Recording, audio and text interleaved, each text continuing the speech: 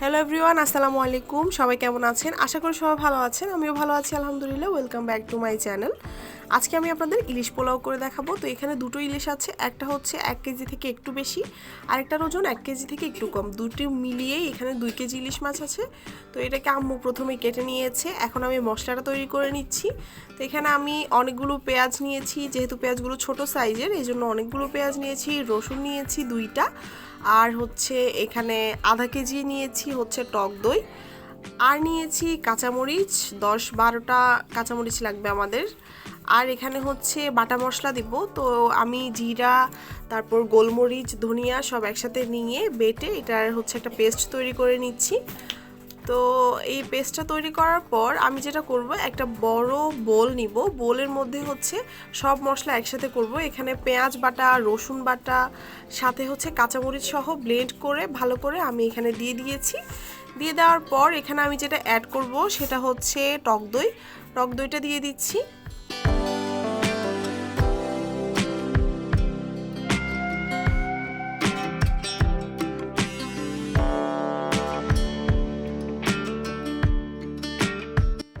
টক দই দেওয়ার পর খুব ভালোভাবে এটাকে মিক্স করে নিতে হবে। মানে টোটাল কথা হচ্ছে আমি টক দইটা আগে তো ফেটিয়ে নিইনি, তো সেই হিসেবে এটা খুব ভালোভাবে মিক্স করে নিব। দেন হচ্ছে এখানে পরিমাণ মতো লবণ দিয়ে দিব, আন্দাজ করে দিয়ে দিয়েছি আমি এখানে। আপনারা হচ্ছে আপনাদের যতটুকু খাবার অতটুকুই দিবেন। আর এখানে হচ্ছে 4-5 টেবিল স্পুন পরিমাণ দিয়ে দিয়েছি গুঁড়ো মরিচ। তো এটা হচ্ছে আপনারা যদি কাঁচামরিচ দিয়ে রান্না করতে চান সম্পূর্ণ কোনো সমস্যা নেই। তো এখানে হচ্ছে যে বাটা মশলাটা ছিল সেটা দিয়ে দিচ্ছি। এখানে প্রায় 4 টেবিল স্পুনের মতো ছিল। এখানে হচ্ছে ধনিয়া গুঁড়া, তারপর হচ্ছে জিরা গুঁড়া আর দেওয়া লাগবে না, আমি একসাথেই সব কিছু বেটে নিয়েছি। তো এখানে হচ্ছে আমি ইলিশ মাছগুলো নিয়ে নিয়েছি, তবে ইলিশ মাছগুলোর মাথা আর লেজ আর ডিমটা আমি বাদ দিয়ে দিয়েছি, আর শুধু এই পিসগুলোই আমি নিয়ে নিব। নিয়ে হচ্ছে এভাবে ঠিক পেস্টটার ভেতরে ডুবিয়ে ডুবিয়ে রাখবো। প্রায় আধা ঘন্টার মতো এটা ম্যারিনেট করার জন্য রেখে দিব। আর যদি আপনাদের চটজলদি হয় কমপক্ষে 15 মিনিট রাখতে হবে, না হলে কিন্তু মাছটা খেতে ভালো হবে না।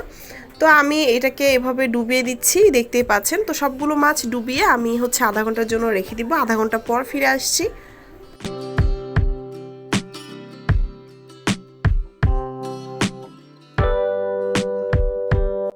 তো আধা ঘন্টা পর আমি একটা বড় হাঁড়ি বসিয়ে দিয়েছি চুলায়। আর হচ্ছে আমি বেশিরভাগ যখন আমাদের পরিবারের সবার জন্য রান্না করতে হয় তখন এই হাঁড়িটাতেই বিরিয়ানি অথবা পোলাও সব কিছু এখানেই রান্না করা হয়। তো আমি হচ্ছে তেলটা গরম করে নিয়েছি, আর এখন যে পেস্টটা রেখেছি ইলিশ মাছ সহ সেটা আস্তে আস্তে ঢেলে দিব। খুব সাবধানে ঢালতে হবে যেহেতু তেলটা গরম আছে। আমি কিন্তু এখানে তেলের পরিমাণটা বাড়িয়েই দিয়েছি, কারণ এই তেলেই কিন্তু আমাদের পোলাওটাও হবে। তো সেই জন্য একেবারেই আমি তেলটা দিয়ে দিচ্ছি, আর একেবারেই দিয়ে দিতে হবে। তো ভালোভাবে এখান থেকে আমি সব কিছু এভাবে ঢেলে নিচ্ছি। ঢেলে এরপর খুব সাবধানে আস্তে আস্তে নেড়ে চেড়ে এটাকে রান্না করে নিতে হবে প্রায় 7-8 মিনিট পর্যন্ত। 7-8 মিনিট বলতে এখানে হচ্ছে বলক আসার পর 7-8 মিনিট রান্না করতে হবে।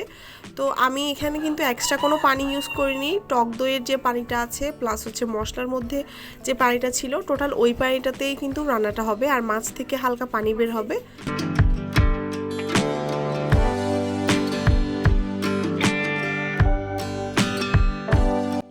চুলাটা কিন্তু লো টু মিডিয়ামে রেখেছি। এখন হচ্ছে বলক এসে গেছে, দেখতে পাচ্ছেন। এখন কিন্তু আমি এটা নাড়ানি দিয়ে নাড়বো না, আস্তে আস্তে হচ্ছে হাত দিয়ে করে দিব। এখানে হচ্ছে আমি যে গরম মশলাগুলো আছে সেগুলো অ্যাড করে দিয়েছি, লং, এলাচ আর দারচিনি। এখন আমি হাঁড়ির 2 সাইডে একটু ভালো করে ধরে একটু নেড়ে দিয়েছি। এখন যেটা করব সেটা হচ্ছে মাছগুলো তুলে নিব। আমার 7-8 মিনিট শেষ হয়ে গেছে, এখন মাছগুলো প্রায় কুক হয়ে গেছে। এগুলো তুলে এরপর হচ্ছে একটা প্লেটে রেখে দিব। খুব সাবধানে তুলতে হবে, এই সময়টাতে মাছগুলো অনেক বেশি নরম থাকে।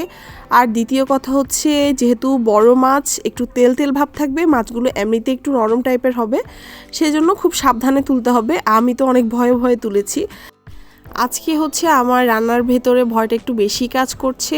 আজকে হচ্ছে আমি আমার শ্বশুরের জন্য ইলিশ পোলাওটা রান্না করছি। তো আল্লাহই জানে যে আব্বুর ভালো লাগবে কিনা। আব্বু ফার্স্ট টাইম হচ্ছে এটা টেস্ট করবে, তো দেখা যাক কি হয়।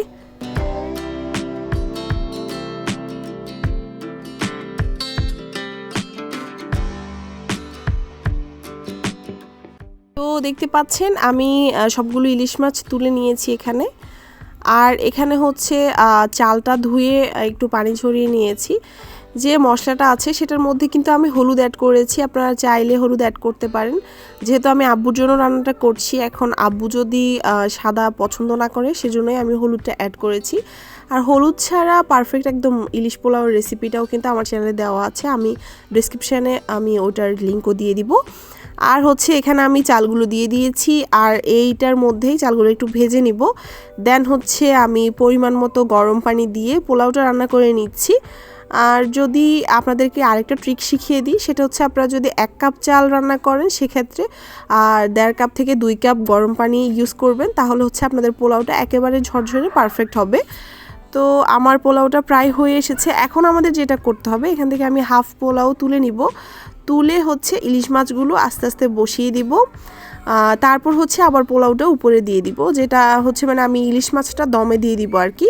তো অনেকটাই হয়ে এসেছে, প্রায় 70-80% হয়ে গেছে চালটা, দেখতেই পাচ্ছেন। এখন আমি একটা বাটিতে অল্প কিছু পোলাও তুলে নিচ্ছি। যে পানিটা আছে ওই পানিটাতেই হচ্ছে সুন্দরভাবে একেবারে পারফেক্ট পোলাও হয়ে যাবে, দেখতেই পাচ্ছেন। তো এখন আমি তুলে নিয়ে এরপর হচ্ছে মাছগুলো বসিয়ে দিব আস্তে আস্তে। আসলে হলুদ দেওয়ার কারণে আমার পোলাওটা একেবারে খিচুড়ি খিচুড়ি লুক দিচ্ছে, কিন্তু হলুদ দেওয়ার কারণে টেস্টে কোনো হেরফের হবে না, টেস্টটা একদম পারফেক্ট থাকবে। সব উপকরণের পরিমাণ মতো দেওয়া একটা রেসিপি কিন্তু আছেই, আমি বলেই দিয়েছি, সেটার লিঙ্ক দিয়ে দিব আমি, আপনারা ওখান থেকে দেখে নিতে পারেন যদি এটা ইজি না লাগে। আমি মাছগুলো বসিয়ে দিব আস্তে আস্তে। প্রথমে ভাতগুলো একেবারে সমান করে নিয়েছি, তো খুব সাবধানে মাছগুলো বসিয়ে দিচ্ছি।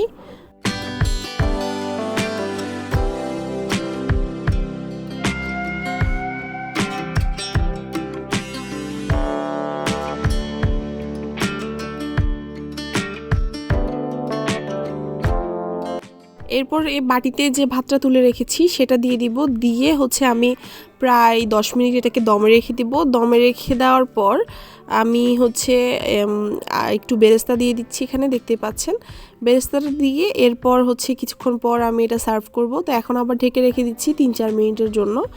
তো আব্বু আর আমার হাজবেন্ড নামাজ পড়তে গেছে, ওখান থেকে আসলেই হচ্ছে আমি সার্ভ করে দিব। তো এটার সাথে আমি হচ্ছে আমের আচার রেখেছি আর সালাদ রেখেছি।